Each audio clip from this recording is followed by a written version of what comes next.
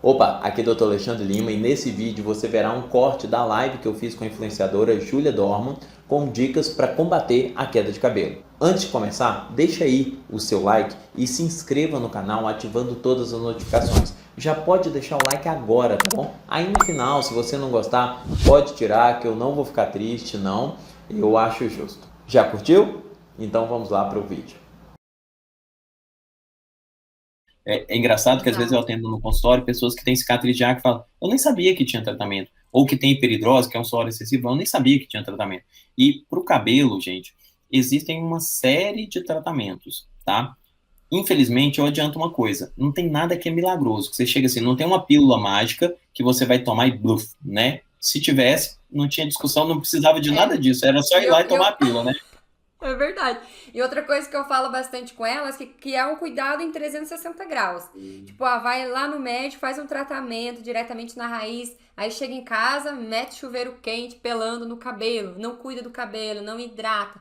Então eu sempre falo pra elas, é em 360 graus o cuidado com o cabelo. Cuidar o couro cabeludo, fazer o tratamento com o médico, aí você faz o tratamento em casa, os cuidados diários.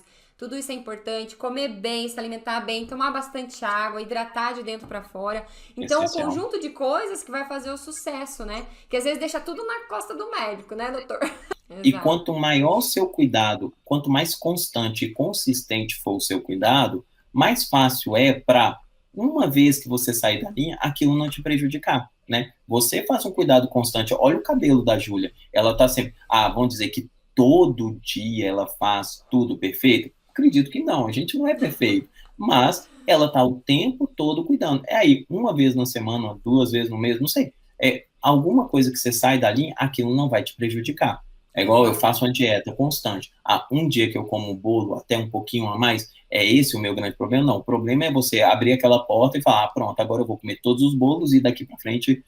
Então, a gente tem uma série de tratamentos. Antes de eu falar dos tratamentos, vamos só falar sobre a queda pós algumas infecções que existem, né? E que Tá. está acontecendo aí. O que Interessante. acontece, e nós falamos lá no início sobre cirurgias, é bem parecido, tá? Aham. Por quê? Quando a gente passa por uma situação como essa, né, que a gente vem passando atualmente, muitas pessoas passando, o organismo ele é muito debilitado. As nossas células, nós temos que produzir uma série de células de defesa para Uhum. combater aquilo. Então, aquilo há uma sobrecarga do nosso organismo. Então, o que que ele faz? Olha, peraí, eu tenho que primeiro sobreviver aqui. Eu tenho que cuidar do meu Uhum. pulmão, do meu coração, dos meus órgãos. Depois eu vou ver as outras coisas. Então, sempre vai ter uma queda após uma situação dessa, tá bom, gente? O que Entendi. você, se alguém passar por isso, já ficar alerta, ó, passei pelo pior, agora deixa eu cuidar da minha alimentação, cuidar, porque já são cuidados que você vai ter que ter mesmo, tá bom? Então, o principal motivo é esse. Aí, sobre É, procedimentos, falar rapidinho sobre, também não tem como entrar em todos os procedimentos, explicar cada um, é só saber que existem tratamentos para cada grau de problema. Então, aham. você tem, primeira coisa é você ir no profissional, você ir no médico, no dermatologista, de preferência, um tricologista, né? Porque aí ele já está, aquilo que a gente falou no início, já é um campo de conhecimento muito específico, né? Então, se você puder ir em alguém que está habituado com aquilo, é melhor. Ele vai fazer exames específicos, ver a questão hormonal, ver a questão nutricional e ver se há uma necessidade de reposição. Fiz isso, eu ainda tenho um problema, o que mais que eu vou precisar fazer? Nós vamos fazer tratamentos que estimulem o crescimento do cabelo. Esses tratamentos eles vão funcionar muito bem, Júlia, para esses casos de eflúvio telógeno, onde a gente tem uma queda, mas o folículo ele continua ali viável. É diferente de algumas doenças autoimunes que você realmente atrofia e o folículo morre, ou uma calvície mesmo, Aham. que é aquele folículo, aí aquilo não vai, esses tratamentos nem sempre vão funcionar. Então você tem que ter pelo menos uma penugem, alguma coisa leve para estimular aquele crescimento. Se o Então, folículo não existe mais, se fechou, na, não tem mais aí é jeito, né? só, é só o implante. Aí é só o Tá. implante que vai pegar uma área doadora e implantar ali. Inclusive, gente, existem implantes para mulheres também, tá? Que eu sei que Sim, grande parte do público aqui é mulher, é que a gente vê muitos homens procurando, mas às vezes a mulher nem sabe, mas tem também. existem. É o mesmo princípio. E aí, o que que você vai fazer? Quais os outros tratamentos? A Júlia citou, por exemplo, o LED, né? O laser, que é um dos tratamentos, e aí você tem algumas tiaras de LED, você tem alguns capacetes de LED. O que a gente usa em consultório, eles são mais potentes, mais eficientes. Existem uns no mercado, assim, que você pode adquirir? Existe. Vai ter a mesma eficiência? Não vai. Mas não tenho recurso, Alexandre, para uma coisa mais cara. Isso pode me ajudar? Se for confiável, porque tem coisa aí que é pirateada e não tem eficácia nenhuma. Aí você vai estar. É, É uma lâmpada vermelha, né? Não é é, um LED, não é um tratamento. Não é vai adiantar perigoso nada. usar, né? Exatamente. Mas então você tem isso, e esses LEDs, ou você tem alguns de maior potência, eles estimulam a ativação dos nossos folículos e, com isso, o maior crescimento e espessamento dos fios. Então, aquele fio que estava querendo morrer, que estava atrofiando, mas ainda estava ali, ele vai crescer mais. A mesoterapia que você citou, que são as aplicações, a mesoterapia é a técnica, é o dar injeçõezinhas, tá? São pequenas ponturas no couro cabeludo, pode incomodar um pouquinho, mas você também tem anestesias que você pode fazer e aí você fica bem tolerável, mas vale a pena de todo jeito, né? É um recurso onde a gente vai injetar uma série de medicamentos. Pode injetar minoxidil, associado com outros nutrientes, outros minerais que vão estimular o crescimento do cabelo. Bom, Bom, doutor. outra técnica é o MMP. Ele é um pouco diferente a mesoterapia, você vem com a agulha ali e aplica num ponto específico. O MMP, ele usa um equipamento que lembra, né, parece muito com o equipamento de tatuagem, e você vai passando e ele faz microfurinhos aí mais superficiais na pele, só que Ah, aí a prioridade dele é esse medicamento, porque na uhum. mesoterapia eu realmente penetro mais com a agulha e aplico ali uma quantidade de medicamento um pouco maior. O MMP, ele faz furinhos menores e espalha o medicamento ali na superfície. Como eu fiz esses microfurinhos, eles vão ser melhor absorvidos pelo nosso couro cabeludo. O bom é que ele é mais tolerável, dói menos, né? Aham. E, Só e é dá mais uma leve espalhado. ardência, né? Dá uma leve ardência Isso, depois. Esse eu fiz dá. também já. Ele dá uma leve ardênciazinha, assim, mas depois de uma hora você não sente mais nada. E aí você não pode lavar o cabelo naquele dia, lava só no outro dia pra absorver melhor. E depois Justamente você, para você até absorver. sente umas casquinhas assim, descascando no outro Aham. dia, bem farelinha, assim, mas Igual é bem acontece de às vezes numa boa. tatuagem. É, Só que, lógico, ali você não está aplicando nenhum pigmento, tá bom, gente? Então, sim. assim, você tem essas técnicas, tem os lasers, tem essa aplicação de produtos, porque aí a gente tem a técnica da mesoterapia do MMP, e o que vai diferenciar mais cada pessoa é que produtos que eu vou aplicar para a Júlia, para a Patrícia, para a Luana, porque cada pessoa tem uma deficiência e tem uma necessidade. Ah, Você tem microagulhamento também, que pode ser feito, seja com caneta ou com roller. O microagulhamento eu posso fazê-lo tanto isoladamente, aquelas micropunturas com aquele sangramento, que existe ali do microagulhamento, ele vai liberar ali mediadores do nosso organismo que vai promover essa vasodilatação, essa chegada de nutrientes, essa ativação das células e vai ajudar no processo. Ou eu posso fazer esse microagulhamento e vir despejar ali um medicamento também, fazer o microagulhamento e despejar o medicamento para que ele também seja absorvido, igual a gente faz com o MMP. E a gente tem, para os casos extremos, a questão do implante capilar. Aqui, aham. Júlia, eu não comentei uma coisa que é importante, assim, eu estou falando muito que é o mais comum dessa questão do eflúvio telógeno, é uma coisa mais fisiológica, porque, gente, existem doenças dermatológicas, doenças autoimunes que levam à queda de cabelo. Então, você tem alopecias cicatriciais, você tem lúpus, você tem outras coisas que levam a uma perda total do folículo.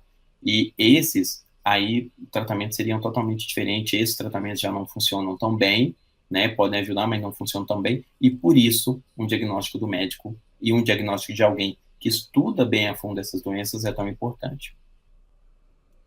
Que top. Deixa eu ver se tem alguma dúvida aqui. Acho que mais daquilo mesmo. A gente não pode falar a palavra aqui, gente, na live, tá? Vocês estão mandando aqui nos comentários, mas a gente respondeu. Depois o corpo ele vai se recuperar e vai dar prioridade para os órgãos vitais, digamos assim. Aí cabelo, unha, pele acaba sofrendo na hora da recuperação, tá bom? Ó, Por isso, grávida, no momento da doença e após, é muito importante uma boa alimentação, cuidados e tal, tá bom? descansar, né? Ó, grávida e lactante pode usar o minoxidil? Não, né? Não, Não tem minoxidil nessa época, normalmente a lactante, ela não teria um problema, poderia usar. Na grávida, a gente costuma evitar. Não é que seria um grande problema o uso tópico, mas quem tem filho, quem já teve, sabe, no meu consultório, eu não prescrevo. Por quê? Para tranquilidade da mãe. Porque se acontece qualquer coisa, gente, você vai ficar se perguntando, será que foi esse medicamento? Será que foi esse tratamento? Então, muitas vezes a gente evita na grávida por conta disso. Mas você não tem pesquisas científicas com grávidas usando isso. Então, por causa disso, a gente não pode utilizar. Uhum.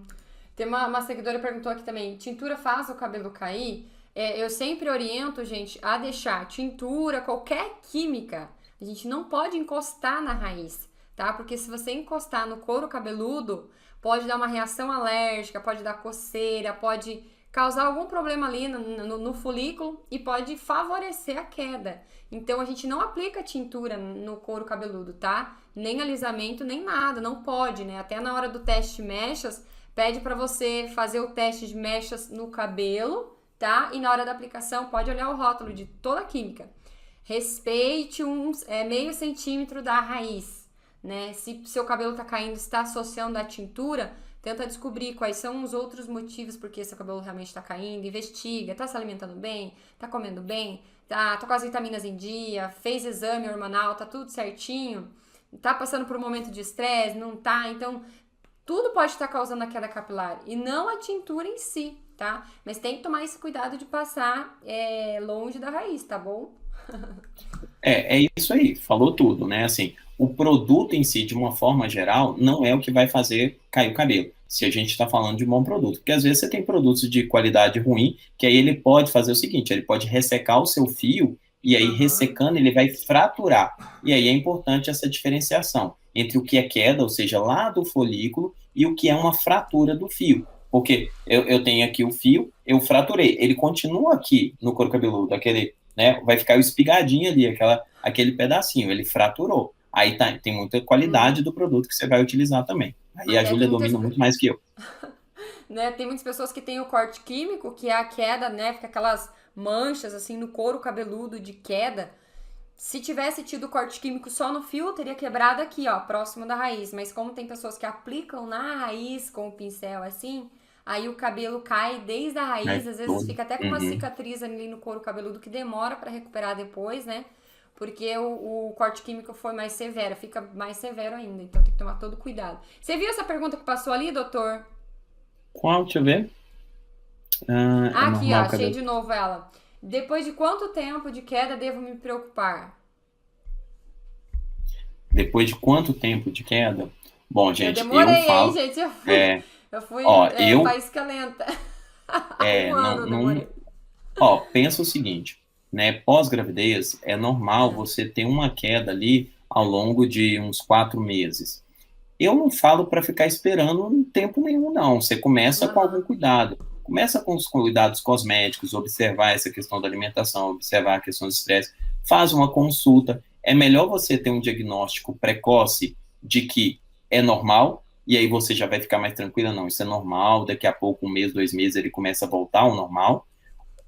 Mas se você faz isso precocemente, você também vai ter o diagnóstico precoce de um problema. Ah, não, olha, realmente tá com o ferro muito baixo mesmo, por exemplo, após gravidez. Não, isso aqui tá muito baixo. Gravidez, ferro é mais tranquilo, porque a gente já sabe que tem que fazer uma reposição, então você já vai entrar nesse ciclo. Mas os outros nutrientes, as outras questões hormonais, em outros momentos da nossa vida, aí, tá anotando.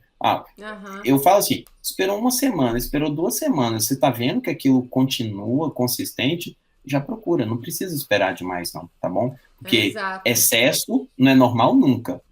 Às vezes é fisiológico e vai voltar, mas eu não recomendo ninguém ficar em casa esperando para ver, não. E aí, como chegou até aqui, é porque gostou do nosso conteúdo, não é mesmo? Se não fez antes, é hora de dar o like e se inscrever. Já assistiu alguns dos nossos vídeos? Poxa, então se torna aqui um membro, ajudando o canal a produzir mais e mais conteúdos de qualidade. É só clicar no botão Seja Membro logo abaixo. Tem muito mais vídeos aqui no canal, então dê o seu like, se inscreva e ative as notificações.